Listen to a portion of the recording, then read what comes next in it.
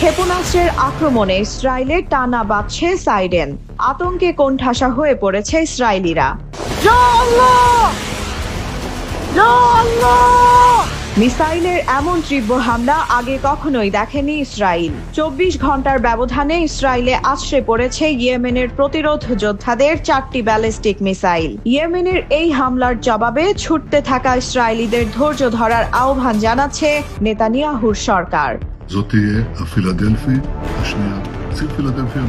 শনিবার সকাল থেকে ইসরায়েল জুড়ে বাজছে মিসাইল হামলার সতর্কতা সূচক সাইরেন।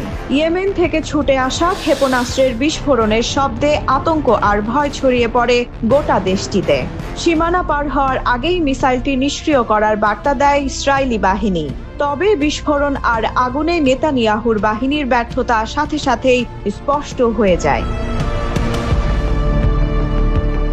তবে ইসরায়েলিদের জন্য চরম আতঙ্ক হয়ে আসে 1 ঘন্টার ব্যবধানে দ্বিতীয় মিসাইলের আঘাত। গণমাধ্যমগুলো বলছে ক্ষেপণাস্ত্র হামলার ঘটনায় শহরটিতে থাকা 15 লাখের বেশি মানুষ প্রাণ বাঁচাতে নিরাপদ আশ্রয়ের খোঁজে ছুটতে থাকেন। এর আগে শুক্রবারও ইসরায়েল জুড়ে তাণ্ডব চালায় ইয়েমেনি মিসাইল। দাবানলের আগুনে বিধ্বস্ত দেশটির বন্দর নগরী হাইফা শহরে আছড়ে পড়ে ব্যালিস্টিক মিসাইল।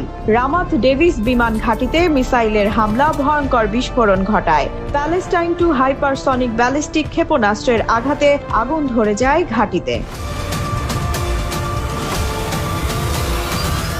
অবরুদ্ধ গাজায় নেতানিয়াহুর সামরিক অভিযান আরও বিস্তৃত করার বিরুদ্ধে মুসলিম দেশগুলোকে আবারও ঐক্যবদ্ধ হওয়ার ডাক দিয়েছে ইয়েমেনের প্রতিরোধ গোষ্ঠীটি।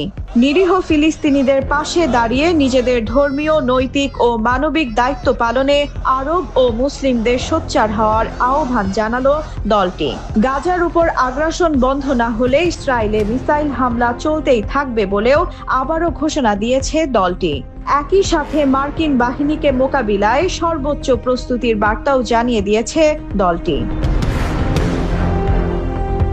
ইয়েমেনের বেসামরিক নাগরিকদের উপর মার্কিন হামলার বিরুদ্ধে যেন অগ্নিরূপ ধারণ করেছে দেশটির প্রতিরোধ দল।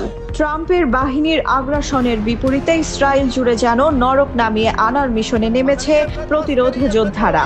একদিনে ইসরায়েল জুড়ে ছুড়েছে 4টি মিসাইল।